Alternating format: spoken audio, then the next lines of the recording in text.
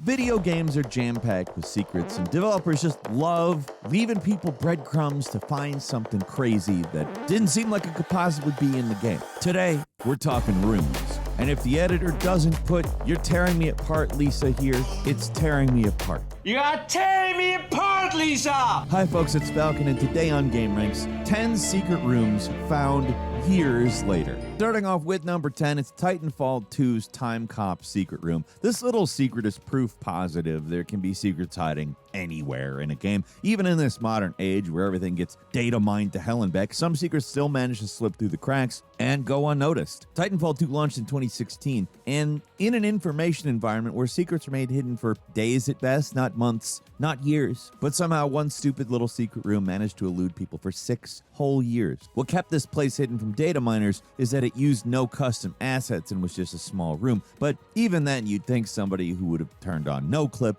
poked around, would have found this place, but apparently not. Took a little push from Respawn to finally get fans to find it. Similar to the Arkham Asylum secret room, nobody found this thing until devs basically said, "Hey, there's a secret room, man. Find it." The secret room in question is hidden in the level Cause and Effect, the one where you can shift time between the present and past.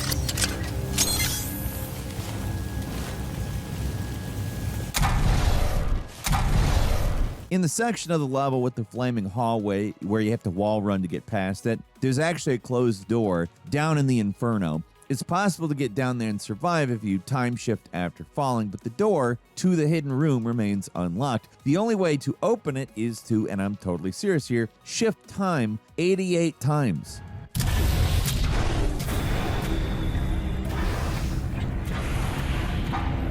It's a Back to the Future reference, obviously. You gotta get 88 miles per hour with the car, and that does the time thing. Marty! We've got to get back to the future! Marty! Marty! Anyway, if you do that, the door opens, and it reveals this really highly specific reference to the JCVD movie Time Cop. Specifically the part where he does a split on the kitchen table. It's a bizarre little Easter egg. Wouldn't be out of place in a Fallout game, but it's super noticeable here in Titanfall 2. Yeah, probably the most notable thing is just that it took so long to find, but I mean, it's fun.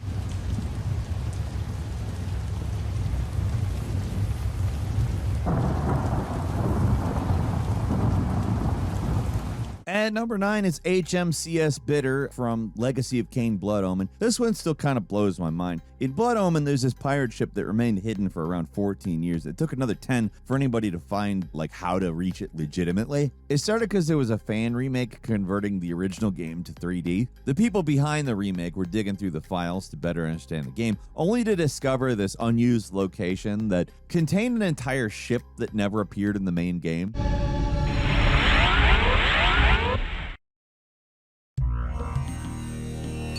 The ship was made out of assets that just do not appear in the regular game. So for fans of the series, it's a pretty unexpected discovery. And I mean, it's exciting when you find out something new about a game you thought you knew from top to bottom. Didn't take long for someone to find a way to cheat their way to the ship, and it's pretty impressive. You can actually walk around it and fight some survey dogs. When you touch the exit tile, the map changes to one where the ship is in pieces, and there's tons of bonus items everywhere.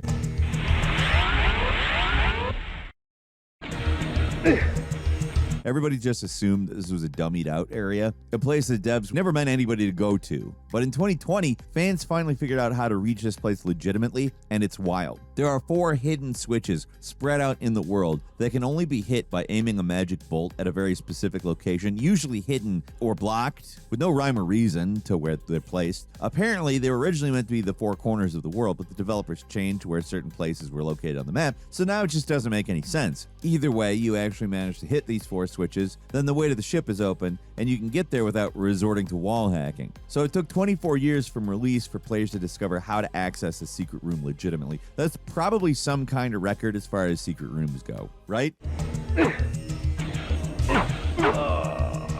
Save Victor!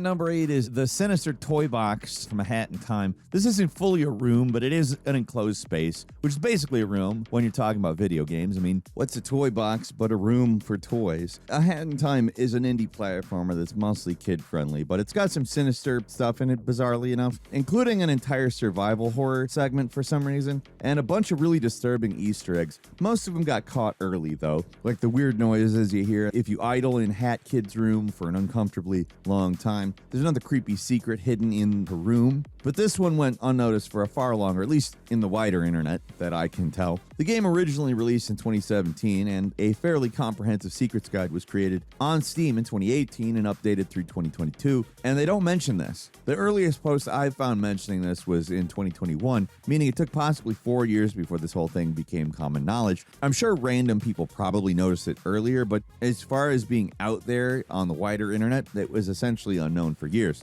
The secret itself, simple. Just look into the Hat Kid's toy box, see a lot of kind of unsettling dolls, but the real significant item inside the thing is a bloody knife hiding behind one of the dolls. I know that the Hat Kid has a mean streak, but a little beyond the pale here is probably the bloody knife from the murder mystery level. Yes, that's a thing that happens in the game. But the question remains, why is there a bloody knife in this toy box? We know the real answer. The devs did it because they thought it would be funny, but still. And number 7 is a secret message room in BioShock 1. This one got out to the wider internet because of some alleged developer posting on 4chan. That's how this story got a wide circulation, but who really cares? The secret was actually discovered by some guy on Twitter back in 2016, almost a decade after the original game launched. The reason it went undiscovered so long is it was never meant to be found, at least not by anyone who's not a developer. The trick described to reach this room is that you need to go to the Hephaestus core, the area right before you encounter Andrew Ryan in the flesh, then intentionally damage yourself so that you're down to just 1 health, then start a fire in the zone. You'd walk in to trigger this cutscene with Ryan, so you die mid-cutscene. If done correctly, you get warped into a room outside the map with its own Vita chamber. You turn on the art subtitles and look at the chamber, and you get a secret message like, "Bug this. If you can see this, Paul Hellquist did not do his job. Love, Klein." Paul Hellquist was the lead designer behind BioShock, and Chris Klein was the lead programmer. The message was for bug testing purposes. Basically, if you die or get caught somewhere you're not supposed to be, the Vita chamber would revive you and have this message. The big issue here is that we know the message works. The developers confirmed it, but the secret method to trigger it was completely wiped off the internet. As far as I can find, there's no proof it actually works, and I've tried it myself. I can't get it to work, so maybe Klein did do his job. There's still other ways to find the secret message. It's just not as exciting as burning yourself alive while meeting Andrew Ryan. The method that appears to still work is the fishing district. It involves this spot that you're normally not supposed to go. This is one secret room so hidden that even after it was revealed, it's still almost impossible to reach.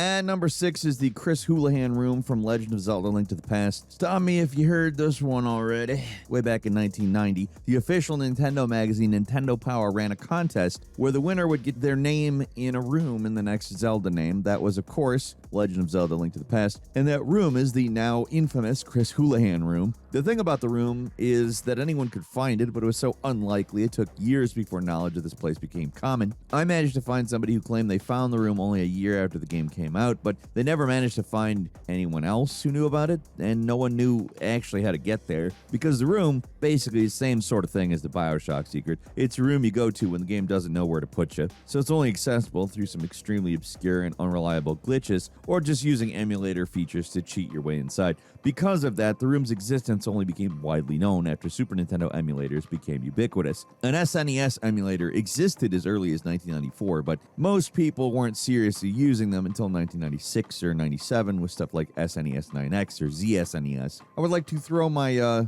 three-cornered hat with skull and bones into the ring as an innovator in this space. Certainly an early adopter, but realistically, most people weren't using this stuff till the late 1990s and early 2000s. The room is nothing all that special for what it is. It's just a box with 45 blue rupees and a message that says, "My name is Chris Houlihan. This is my top secret room. Keep it between us, okay?" I'm sorry, I just feel like that's the right voice for it. The room was only ever in the US version of the game also, and even to this day, exactly what causes the room to load isn't fully understood. People can trigger it pretty consistently, but how the game determines how to get there is still a mystery.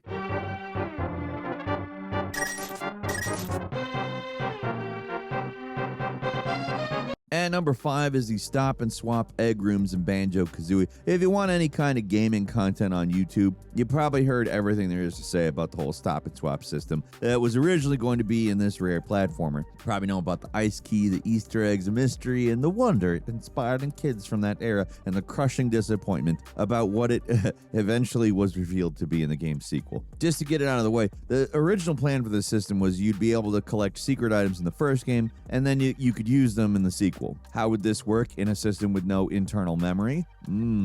Well, Rare's plan was for you to swap game carts while the system was running, so the information on the RAM would remain, allowing cross-access between games. Nintendo put the kibosh on the feature for pretty legitimate reasons. The 64 was never designed with this feature in mind, so there was a possibility that doing stuff like that could damage your games, but that didn't stop kids from losing their minds trying to figure out how to access the ice key or secret rooms revealed when you get 100% completion in the game. Eventually, enterprising users on the prolific Banjo fan forum, the Rare Witch Project, discovered the existence of a bunch of undocumented secret codes, did all kinds of things, but most importantly made it actually possible to reach the secret rooms containing the ice key and Easter eggs. Inputting these codes was a huge pain. The actual codes are extremely long, and to put them in, you have to slowly and tediously ground pound each letter in this sandcastle. There's nothing that keeps track of what you put in, and no way to know if you screwed up, so just putting these codes in, it's a super time-consuming process and unreliable.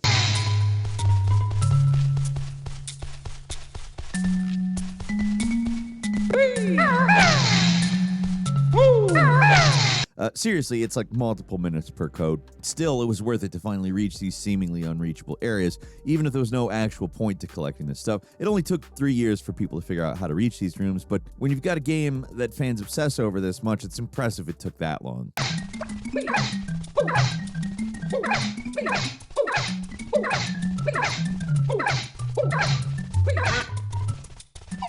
And number 4 is the hidden developer room in Final Fantasy IV, an interesting one that went undiscovered for years for one simple reason: the developers removed it from the game. In Final Fantasy IV, the first SNES Final Fantasy game, there was a developer room hidden in the Dwarven Castle. Actually getting there isn't all that tough. There's a secret passage in the wall, right past the entrance, to the right, into the castle bar. Not hard.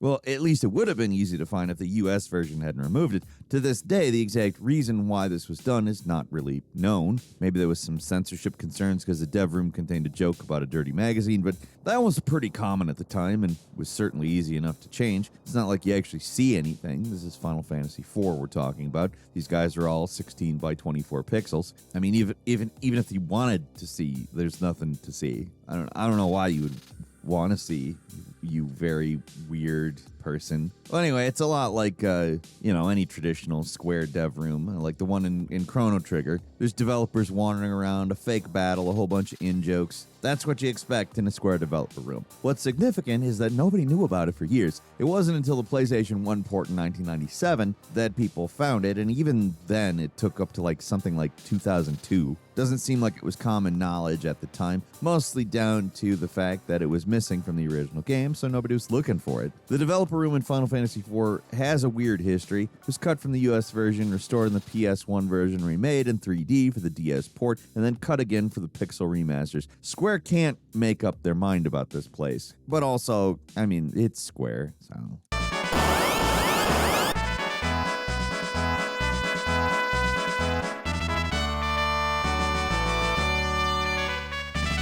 And number 3 is the secret boss rooms in Bloodborne. Without a doubt, one of the most fascinating discoveries of the 2010s. Bloodborne's this game that it's steeped in mystery. It's a game fans desperately wanted to know more about, so it's pretty remarkable. It took about 3 years for hackers to find these dummied out boss rooms in the game's files. It's one thing to data mine the files and find out secrets. It's another to actually access those removed enemies and bosses in the game. But most games don't have chalice dungeons. These randomized dungeons ended up being a godsend for people looking to mine Bloodborne secrets. The fact that you can, just with a simple code, access not just hidden stuff, but stuff that was never meant to be in the game in the first place is just unbelievable. It seems like it would be impossible, but it works.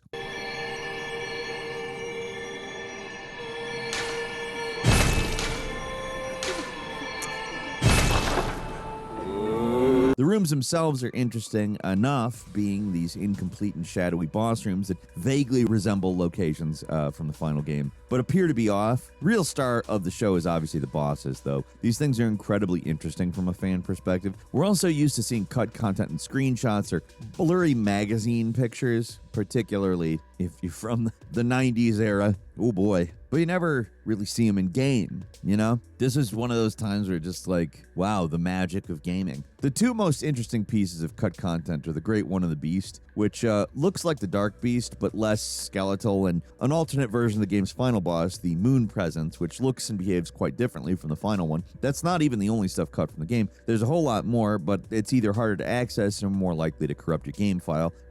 Also, they're all essentially things that are already in the game, just slightly altered. Bloodborne comes from a notoriously tight-lipped developer that rarely reveals much of anything about their games, so having the actual game have such a treasure trove of pre-release stuff to discover, it's a real boon for people looking to better understand the development history of the game, or just people who like to see weird and glitchy unfinished bosses.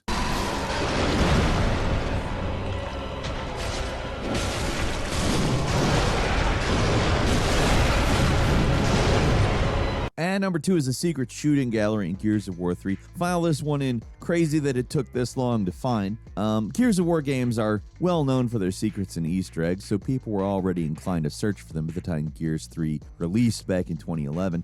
Most secrets were found within days of the game coming out, but somehow this one managed to slip through the cracks, probably because of the unusual method to unlock it, and the fact that it appears to be slightly bugged. Don't know the exact reason, but this secret wasn't dummied out and hidden behind some impossible ARG level stuff, but it managed to be undiscovered for like 5 years. The hardest part about this secret is even finding the things you're supposed to shoot. You need to snipe some coins around the House of Sand level, but just spotting them is tricky. They're practically invisible with the way that they're shadowed, and the order you're supposed to shoot them is intentionally awkward. I'm out!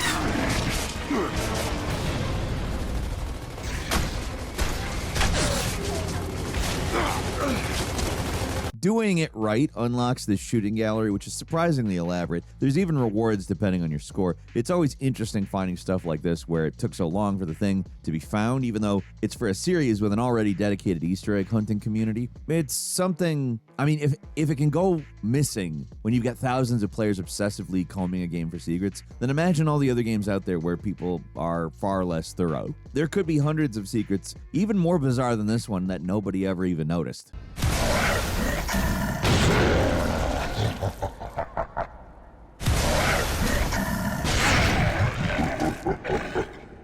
And finally, at number 1, it's hidden developer rooms in the Crash Bandicoot Insane Trilogy. That Titanfall 2 secret is not a common thing. Most of the time, every secret in the game, especially one that can be accessed through normal means, as in like actually in the game, normally they get found within hours or days of a game releasing. It was just a regular part of the game. 99% of the time people find it pretty fast. The stuff that takes longer to discover is usually hidden in the files or buried in some part of the game that's not normally accessed. This is one of those secrets. The funny thing is, people were already at least partially aware of some dev rooms still floating around in the files of the Insane Trilogy, but this is different and kind of fascinating. On the Warp Room, a still active Crash Bandicoot fan forum, a member named C3 Whittle managed to find more test levels that are not part of the Steam version. Somehow, and for some reason, the Microsoft Store / Game Pass version of the game contains more files that are not part of the game's other releases, and they can therefore be accessed using modding tools. This game was originally released back in 2017, so who knows how long these files have been out there, and just nobody noticed. I mean, it's possible not even the devs knew. It seems like they might have uploaded the wrong version of the game to the Windows Store, which might explain why that version is so notoriously unstable, even compared to the already buggy PC version found on Steam. There are at least 35 test levels in the game, and most of them aren't that interesting. It's still exciting that it's been hiding in the files for like 8 years, and they finally came to light. This is the exact sort of thing that developers don't really want you to see, but gamers and fans just can't help it. We want to see the incomplete stuff and the test stuff, because it's kind of interesting, and there's a certain thrill in finding new things in games that we thought we knew back to front. There's nothing truly revolutionary to discover here, but it's just so bizarre that these things only work in the Windows Store version of the game. It's strange. You can't tell me this isn't strange. I mean, you could tell me plenty of things, though, in the comments. If you like this video, click like. If you're not subscribed, now's a great time to do so. We upload brand new videos every day of the week. Best way to see them first is, of course, a subscription, so click subscribe. Don't forget to enable notifications, and as always, thank you very much for watching this video. I'm Falcon. You can follow me on Twitter and book me on Cameo at Falcon the Hero. We'll see you next time right here on GameRanx.